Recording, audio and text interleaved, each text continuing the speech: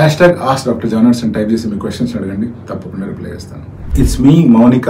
High doctor, unmarried women oral minoxidil use చేయొచ్చా? If చేస్తే ఎంత డోస్ లో యూజ్ చేయొచ్చు? ప్లీజ్ ఓరల్ మినాక్సిల్ మీద క్లియర్ గా ఒక వీడియో చేయండి. టాపికల్ కన్నా ఓరల్ మినాక్సిల్ లో రిజల్ట్ బాగా ఉంది అని చూస్తున్నా. Clear my doubt. ఈ మధ్య కాలంలో కనుక మనం గమనించినట్లయితే ఓరల్ మినాక్సిల్ యూసేజ్ అనేటువంటిది చాలా వరకు పెరిగింది. అందుకనే ఓరల్ మినాక్సిల్ గురించి ప్రత్యేకించి ఒక వీడియో చేశాను.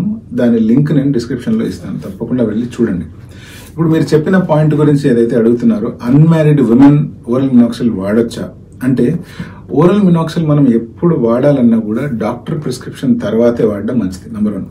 నెంబర్ 2, దాని డోసేజ్ అనేటువంటిది కూడా మీ సిచ్యువేషన్ ని బట్టి డిసైడ్ చేస్తారు. ఓరల్ మినాక్సిల్ వాడే కంటే ముందు ఫస్ట్ టాపికల్ మినాక్సిల్ వాడి మీకు రిజల్ట్ ఎలా వస్తుంది, లేదా రిజల్ట్ సరిపోయేలాగా ఉందా లేదా అనే దాన్ని అసెస్ చేయాలి.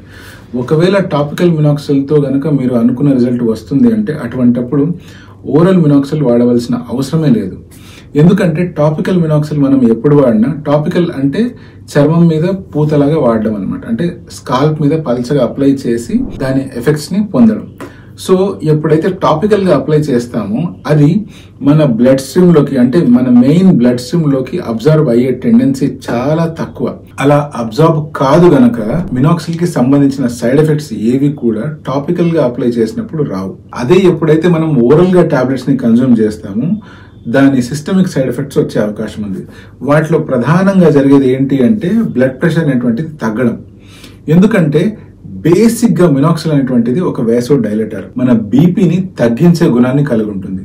సో ఇది ఎవరికి ఇవ్వాలి, ఎవరికి ఇవ్వకూడదు, ఎటువంటి వ్యక్తులైతే దీన్ని సేఫ్ గా వాడొచ్చు అనేటువంటి విషయాన్ని మీ డాక్టరే డిసైడ్ చేస్తారు. మనం దగ్గుకి జలుబుకి ఓవర్ ద కౌంటర్ వాడుతున్నట్లుగా ఈ టాబ్లెట్ ని వాడడం మంచిది కాదు.